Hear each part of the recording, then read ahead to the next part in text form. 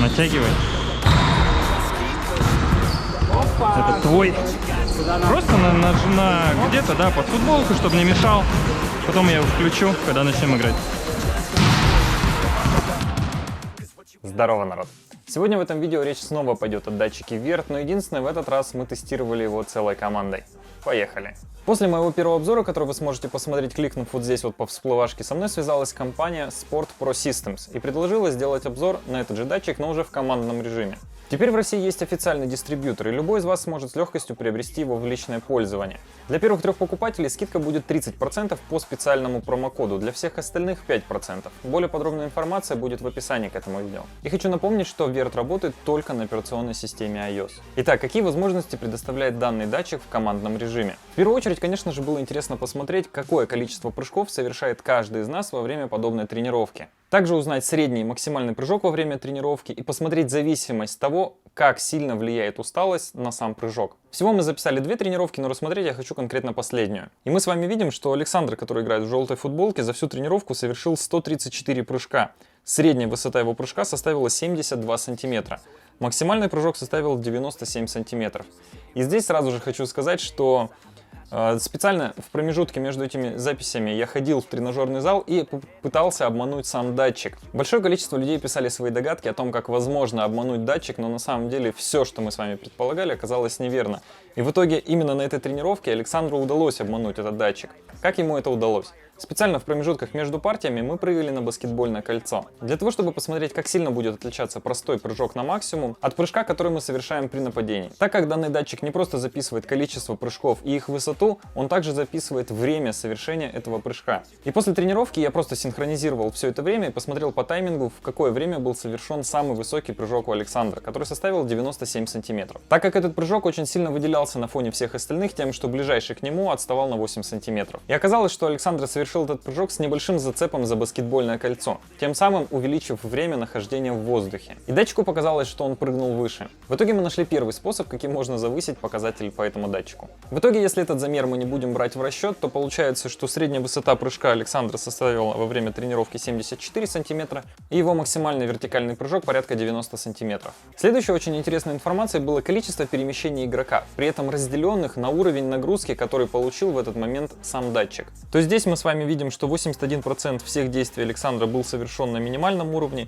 10% на среднем, 4% на высоком и 4% на опасном. То есть что нам дает с вами эта информация? Здесь мы можем полноценно разобрать то, какую стрессовую нагрузку получает конкретный игрок во время тренировки. Как мне кажется, что не совсем корректно будет использовать данную характеристику в хоккее, потому что любой стресс, созданный на датчик, будет показывать перегрузки. Так как у нас был один игровой момент, в котором мне пришлось просто лечь на пол, вследствие чего я коснулся датчиком пола, и он засчитал перегрузку. Поэтому любые прямые контакты с ним могут привести к недостоверной информации. Все тренировки хранятся сессиями, и в любой момент вы можете подгрузить ее и посмотреть статистику. Всю эту озвученную информацию мы с вами можем посмотреть по каждому игроку, который в данной тренировке бегал с датчиком. И для людей, которые любят возиться со статистикой и аналитикой, это просто кладезь знаний. Но немного моей статистики. С низкой нагрузкой у меня было совершено 77% движений, средний 20%, с высокой 1% и с опасной 2%. За всю тренировку я совершил 81 прыжок, последний после 2 часов тренировки составил 85 сантиметров и самый высокий 101 сантиметр, средняя высота 63 сантиметра. Самое интересное было то, что на каждой тренировке я совершил всего 80 прыжков, при этом некоторые из ребят совершали по 130. Как раз сейчас на своих экранах вы можете это увидеть. Еще здесь есть отдельная табличка лидеров, которая показывает, какое количество движений совершил конкретный игрок за конкретную сессию, количество кинетической энергии джоули на килограмм и максимальный стресс. Само собой, это все уже более глубокая аналитика, и в первую очередь она интересна самому тренеру, для того, чтобы в случае необходимости подкорректировать тренировочный процесс конкретного игрока. Ну и само собой, в командном режиме присутствуют все те же самые тесты, которые есть в индивидуальном.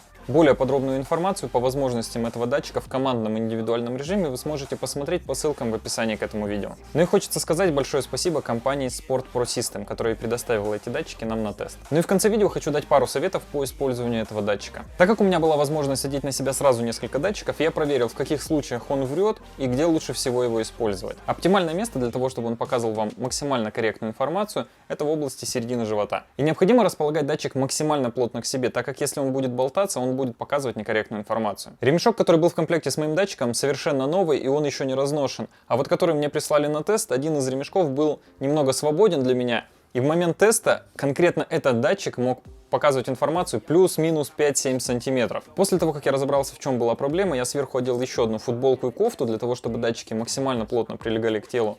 И вследствие чего они показывали уже разброс друг от друга порядка 1 сантиметра. Ну и следующий момент, который может завысить результаты вашего прыжка, это его конкретное расположение. То есть если мы с вами его будем располагать не спереди, а сбоку, то в момент, когда мы с вами поднимаем руку, конкретно данная часть тела съезжает вверх. И при этом я специально тестировал датчики, я одевал их слева, справа и посередине. И в момент, когда я прыгал одной рукой, датчик, который находился справа, мог показать существенно больше. То есть разбросы были разные, но преимущественно датчик, находившийся справа, всегда показывал больше. Но при этом, когда я прыгал головой вверх, все датчики показывали одинаково. Поэтому, чтобы получить точную информацию, лучше всего его опускать максимально вниз, как можно ближе к центру тяжести. В принципе, на этом у меня все. Надеюсь, данное видео было для вас полезным. Не забывайте, что в описании к этому видео вы сможете найти промокод на скидку в 30% на данный датчик. И еще раз спасибо компании Sport Pro Systems за предоставленную возможность. Меня зовут Егор Пупынин. Всем удачи. Пока.